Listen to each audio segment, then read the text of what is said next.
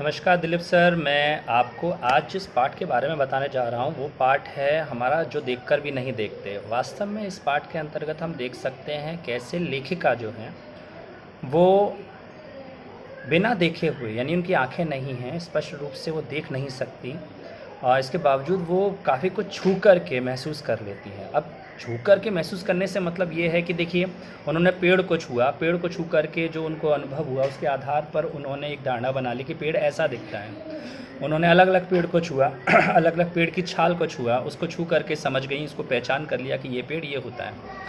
ऐसे ही वो फूलों की घुमावदार बनावट को छू करके बहुत अच्छा अनुभव करती थीं। घास के मैदान पर लेट जाती थीं और वहाँ उनको एक महंगे कालीन से भी ज़्यादा अच्छा लगता था कि मुझे ये घास का मैदान ज़्यादा पसंद है, बशर्ते कि कोई हमें महंगा कालीन दे। तो ये कहीं न कहीं दर्शाता है कि लेखिका जो हैं वो काफ़ी प्रकृति को पसंद करती थी, प्रकृति को देखना चाहती थी, प्रकृति को महसूस करना चाहती थी। लेकिन समस्या ये थी कि उनकी आँखें नहीं थीं। अब बचपन से उनकी ये जो अक्षमता है जिसकी वजह से वह देख नहीं पा रही हैं, तो उन्होंने इसको कभी अपने ऊपर हावी नहीं होने दिया। उन्होंने अपने आप से एक इस चीज़ को, ये जो उसके उनके साथ जो एक कह सकते हैं दुर्घटना ही कह सकते हैं, क्योंकि बचपन में जब वो पैदा हुई तो आँखें थीं, उसके बाद धीरे धीरे करके किसी बीमारी के कारण वह देख नहीं पाई। तो अब ऐसी स्थिति किसी व्यक्ति के जीवन में आ जाती है, और आ जाती है या तो वो उससे हार मान लेता है या उसका सामना करता है डट कर के। तो लेखिका ने इसमें डट कर के सामना किया है और सामना करके उन्होंने वो करके दिखाया है जो आमतौर पर लोग नहीं कर पाते हैं। जैसे कि अब हमारे पास आँखें हैं और इसके अलावा भी हम क्या देखते हैं? हम देखते हैं कि हमारे जीवन में आगे क्या होने वाला है, हमें पैसा कैसे कमाना है, इस सब पर हमारा ध्यान रहता है। लेकिन प्रकृति में क्या चल रहा है, उस सब को तो हम देखते ही नहीं, उसको तो हम जानते ही नहीं, ना उसको समझते हैं, ना पेड़ों का महत्व समझते हैं। हमें ईश्वर ने इतनी अच्छी आँखें दी हैं, उनकी नियामत है, उनकी देन है। हमारे ये स्वस्थ शरीर जो है, वो भी ईश्वर की नियामत ही है, ईश्वर की देन ही है। लेकिन इसके बावजूद हम उसको महत्व ही नहीं समझते। हम क्या करते हैं, हम लगे रहते हैं पैसा कमाने में, और अगर नहीं कमा पाते हैं तो चिंता करते रहते हैं, परेशान होते रहते हैं। और वहीं दूसरी तरफ लेखिका हमें सीख देती हैं कि चाहे आपके पास कुछ न भी हो, लेकिन ईश्वर ने जो कुछ दिया है उसी का लाभ उठाएं और उसी से ही काम करें।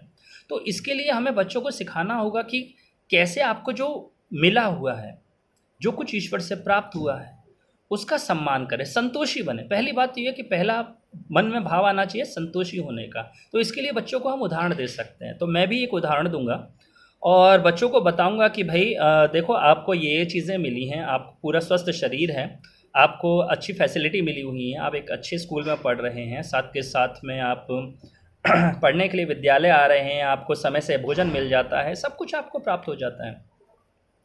तो ऐसे में अगर आप उसकी कद्र करेंगे तो ही आपको लाभ होगा। अगर आप चिंता करते रहोगे, ये नहीं मिला, वो क्यों नहीं हुआ, ये सुविधा नहीं हुई, वो सुविधा क्यों नहीं, जो मिला है उसी के लिए आप संघर्ष करें और उसी के साथ संघर्ष करें, जीवन में आगे बढ़ें। संघर्ष करने से मतलब जीवन में आगे बढ़ने के लिए, ये नहीं कि बस रोते रहें, बिलखते रहें, परेशान होते रहें। तो जीवन में संतोषी होना बहुत ज़रूरी है और दूसरा कर्मशील होना बहुत ज़रूरी है। तो कर्मशील होने के लिए जो हेलन केलर जी का यह पाठ है, यह बहुत अच्छा है, तो इसको हम उपयोग में ला सकते हैं। साथ के साथ इसका हम व्याख्यान भी करेंगे, क्योंकि देखिए वव्याख्यान बहुत ज़रूरी है। बच्चों को समझ में नहीं आए, इसमें कई सारे ऐसे शब्द हैं जिसकी वजह से बच्चों को समझने में दिक्कत आएगी कि क्या कहना चाहती हैं लेखिका।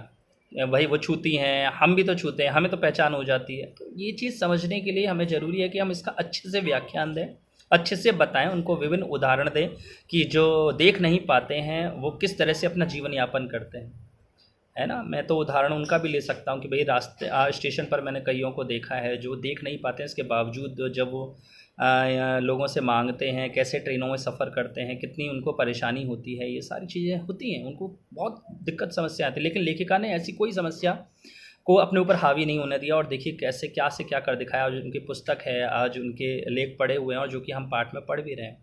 तो ये बहुत ज़रूरी है, हम इसका उपयोग कर सकते हैं। ठीक है, तो उदाहरण विधि हो गई जिसका हमें प्रयोग करना है, उदाहरण का प्रयोग करना है, चाहे हमें हेलन केलर जी को उदाहरण के रूप में लेना हो या किसी अन्य व्यक्ति को उदाहरण के रूप में लेना हो। आप जानते हो जिन्हें, उनको आप उदाहरण के रूप में लीजिए। मैं जिन्हें जानता हूँ मैं उनको उदाहरण के रूप में लेने वाला हूँ। दूसरी बात ये कि व्याख्यान, जैसा मैंने आपसे कहा कि व्याख्यान क्यों ज़रूरी है, तो व्याख्यान इसलिए ज़रूरी है क्योंकि बच्चों को ठीक से बातों को समझना बहुत ज़रूरी है। फिर उसमें कई सारे ऐसे शब्द हैं जिनका अर्थ हम बताते चलेंगे साथ के साथ। तो क्योंकि अर्थ नहीं बताएंगे तो बच्चे भ्रमित रहेंगे। जैसे नियामत शब्द का अर्थ था, वो हमें बताते जाना है, तो हम वो बताएंगे। ठीक है, ये हमारा पाठ योजना रहने वाली है, जिस तरह से हम इस पाठ को लेकर चलेंगे और बच्चों को क्या सिखाने वाले हैं, इस पर हम बात इस पाठ के अंतर्गत करने वाले हैं। ठीक है, चलिए ठीक है, फिर बाकी बातें बाद में करते हैं।